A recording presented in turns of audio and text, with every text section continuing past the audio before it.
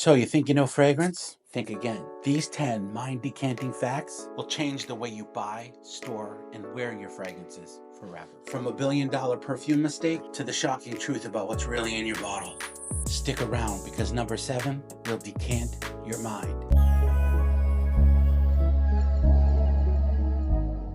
So I would like to welcome you back to the Decant My Mind show here on the official Fragrance Decant Boutique YouTube channel. My name is Fragrant Derek and I'll be your host. So today we're talking about 10 fragrance facts you didn't know, but should. Your nose can only smell fragrances for so long.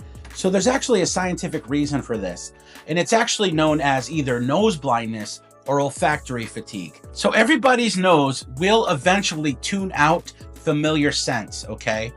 Now imagine you living in your house, right? Let's say your house has an odor and you don't know about it because you live in your house. You don't recognize that your house has an odor. But when someone new walks into your house, they smell it. And the only reason you know about this is because you may walk into someone else's house and think, man, all I can smell is the cat box. And your friends living there, they don't realize their house literally smells like cat pee. That's the reason. It's olfactory fatigue, and it happens to all of us. So no, the fragrance you're wearing does not necessarily have bad longevity. It just might mean that your nose went a little blind. Number 2, expensive doesn't always mean better. Some $20 fragrances will perform better than some $300 fragrances. There are a ton of budget-friendly fragrance brands out there that use very high-end ingredients on their budget scents. Now, just because a fragrance is $300 doesn't necessarily they're using the highest quality ingredients either. There are a lot of high-end brands out there that are considered niche that don't necessarily use the highest quality ingredients. And then there's some $20 fragrances out there that are using the same quality ingredients as some of those very expensive, very high quality niche brands. What you don't realize is a lot of what goes into the pricing of some of these brands is the name power that is behind it.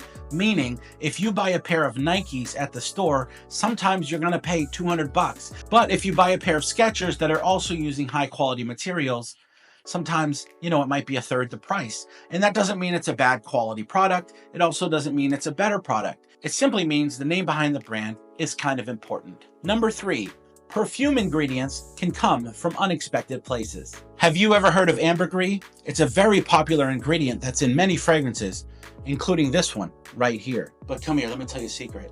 Ambergris is just a fancy name for whale vomit. Yeah, that's right. Number 4, heat can kill your fragrances. It's always important to store bottles in places that are cooler and drier. You do not want to leave these bad boys in your car or in your bathroom. In your bathroom, there's a lot of humidity and that will degrade your fragrances. And in your car, in the summertime, your car gets super hot and it's gonna cook the aroma chemicals in your fragrance and it's not gonna smell quite right. Number 5, most natural fragrances are not actually natural. A lot of brands like marketing natural ingredients, but unfortunately, even those natural fragrances are still using synthetic ingredients. It's kind of needed to create a perfume. You have to understand that not all scent is created naturally. There are tons of scent notes that are in everyday fragrances that are just not able to be extracted naturally. So they have to use synthetic lab-made compounds to create certain scent notes. Number 6, fragrances can smell different on everyone. Your skin's pH, hydration, and even your diet can affect the way a fragrance smells on you. So if you smell a fragrance on your buddy and you're like, ooh, I love the way that smells, and then you buy it and spray it on yourself, and it's just not quite smelling right, it could be because of those reasons. Also, you have to understand that most people fragrance layer, meaning they're wearing a deodorant maybe, there's a lotion involved. So sometimes people mix different scents to create what they smell like. So don't be disappointed when you spend $200 on a fragrance and it doesn't smell exactly the way it did on your buddy, which is why you should always start with a decant. Number 7, some perfumes were created by accident. So this is actually a pretty cool story I wanted to share with you real quick. Back in 1966, Dior Sauvage came out with Eau Sauvage. I'm sure a lot of you have heard of it. No, we're not talking about the new Sauvage, we're talking about Eau Sauvage. Now, the very unique thing about Eau Sauvage at the time was this new ingredient called hedione. Now, hedione was created sort of by accident.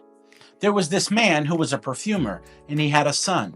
That son eventually went on to become a perfumer. But before he did that, one day his father was creating a fragrance and he said, hey son, take this and smell it. He gave him a little blotch.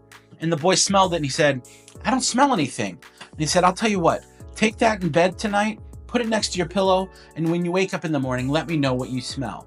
So the little boy went to bed. He put that little blot that he didn't smell anything. He put it next to him. And when he woke up in the morning, his whole room smelled like flowers. But what his father actually discovered is there is an ingredient in a certain flower that if you extract that ingredient, although it's not noticeable right away to the human nose, over time, if you let it sit with you long enough, your nose will start to pick up this gorgeous scent. Number 8, perfume notes are timed like a symphony. Have you ever noticed how the smell of your fragrance that you're wearing changes over time? So fragrances are crafted by perfumers to have an opening, a mid, and a base. Now in the opening, essentially you're getting those sort of lighter, fresher ingredients. And in the mid, you're getting slightly heavier, more even ingredients. And in the base, you're getting those heavier, dense ingredients. And what that does is it takes you on a journey, which is why fragrances can be crafted to literally tell a story. You have this opening that kind of reminds you of something, and then you've got the mid, which kind of takes you along the ride. And then you've got the base that finishes it out with a beautiful epilogue. And let me tell you something, fragrance can be really amazing in this way. So when you're hearing a perfumer talk about the opening, the mid, and the base, this is what they mean. Number 9, you might be wearing fragrance wrong. There are just things you shouldn't do with fragrance. For instance, stop doing this. It just crushes the notes, okay?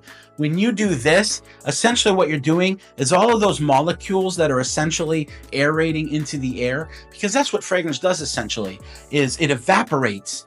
And those chemicals evaporate, and as they're evaporating, they're emitting aroma. And when you do this, you're mushing all of those aroma chemicals and essentially flattening the ability for the fragrance to then project. So what you end up with is a muddled mess. So stop doing that. Number 10, your signature scent might be reformulated. You know that fragrance you loved 10 years ago that smelled a little different 5 years later and smells completely different today?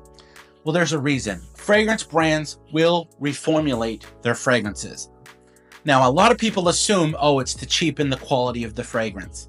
Sometimes. I'm not saying it doesn't happen, but what I'm trying to say is most of the time, the reasons these fragrances are reformulated, because a lot of the scents in these high-end fragrances are highly regulated. Yes, there's a regulatory group, sort of like they have the FDA for food. They have a regulatory committee that overlooks ingredients. And every year, these committees decide what scents are good for people and what aren't. And unfortunately, things are being added to the list and taken off the list all the time. So oftentimes, these fragrance brands have to add or take away ingredients based on what's available in the market and what they're still able to sell to you, the customer. So don't always assume they're trying to cut costs, although sometimes that's the case. Anyway, I hope this was informative to you. Definitely let me know down in the comments if I missed anything. I appreciate you guys so much for allowing me to be on this channel. I'm super excited to be doing this, and hopefully we can continue to keep giving you guys great information right here on Decant My Mind. I'd like to give a big thank you to Fragrance Decant Boutique for allowing me to be on this channel. Definitely check out decantboutique.com to get your fragrance samples today. Once again, my name's Derek. Thank you so much for allowing me to be on your phone screen. I appreciate it, and consider your mind decanted.